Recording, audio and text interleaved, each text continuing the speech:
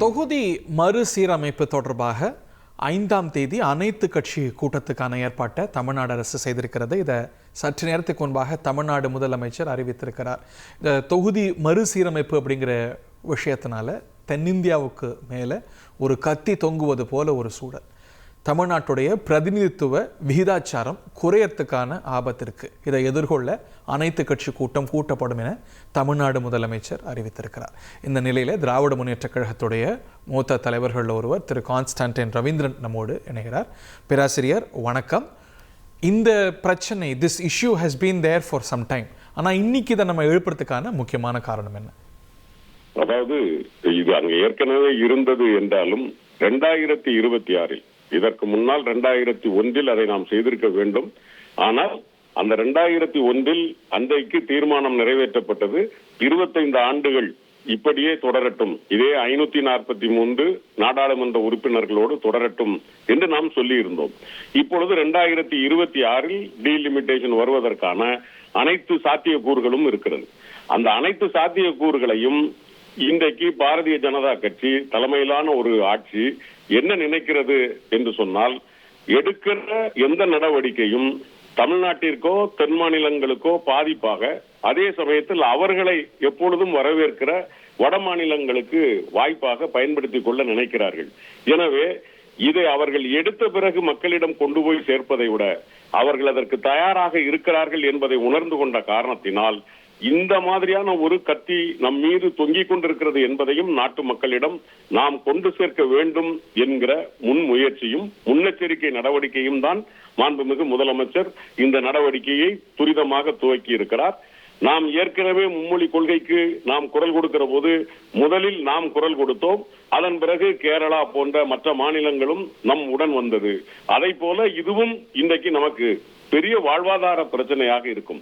நிர்வாகத்தில், ஆளுமையில் நம்முடைய குரல்கள் முற்றிலும் முடக்கப்படக்கூடிய சூழ்நிலை இருக்கிறது. நமது உரிமைகளை நாம் இழந்து தவிக்க வேண்டிய கட்டாயம் வரும் என்கிற காரணத்தினால் வரும் முன்னர் காக்க வேண்டும் என்பதற்காகத்தான் மாண்புமிகு முதலமைச்சர் இன்றைக்கு அதை பேசி இருக்கிறார், முன்னெடுத்திருக்கிறார். அனைத்து கட்சி தலைவர்களும் அதில் பங்கெடுப்பார்கள்.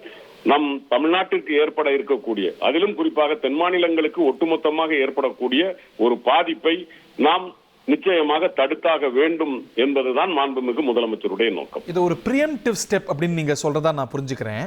ஆனா நீங்க ரொம்ப ஜாஸ்தியா பிரியம் பண்றீங்க அப்படின்னு பிஜேபி தரப்புல இருந்து எதிர்வினையை நம்ம நேத்தில இருந்தெல்லாம் கேட்டுட்டு இருக்கோம். அவங்க என்ன சொல்றாங்க, இந்த டீலிமிட்டேஷனுக்கான அழகா பாப்புலேஷன் தான் வைக்க போறாங்கன்னு உங்களுக்கு எப்படி தெரியும்னு கேக்குறாங்க. இல்ல, நீங்க பாப்புலேஷனை வச்சாலும் நமக்கு பாதிப்பு, பாப்புலேஷனை வைக்காவிட்டாலும் நீங்கள் இந்த டீலிமிட்டேஷன் ப்ராசஸை இவர்கள் ஒன்றில் பாப்புலேஷன் அடிப்படையில் செய்ய வேண்டும். அதுதான் அரசியலமைப்பு சட்டம்.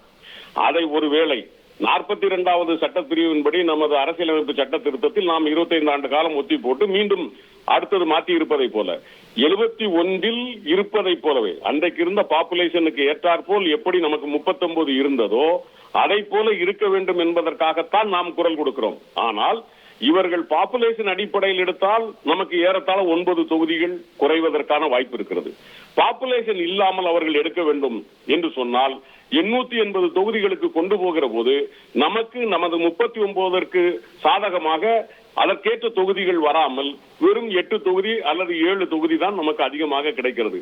ஆனால் அதே சமயத்தில் உத்தரப்பிரதேசம், ராஜஸ்தான் இப்படி போன்ற மாநிலங்களுக்கு அந்த எண்ணிக்கை மிக அதிகமாக வருகிறது.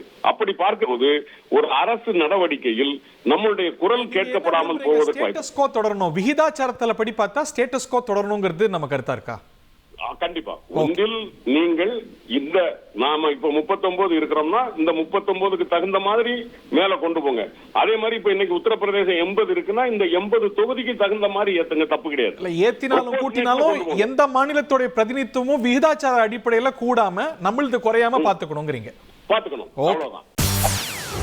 செய்திகளை உடனுக்குடன் தெரிந்து கொள்ள உடனே சப்ஸ்கிரைப் பண்ணுங்க.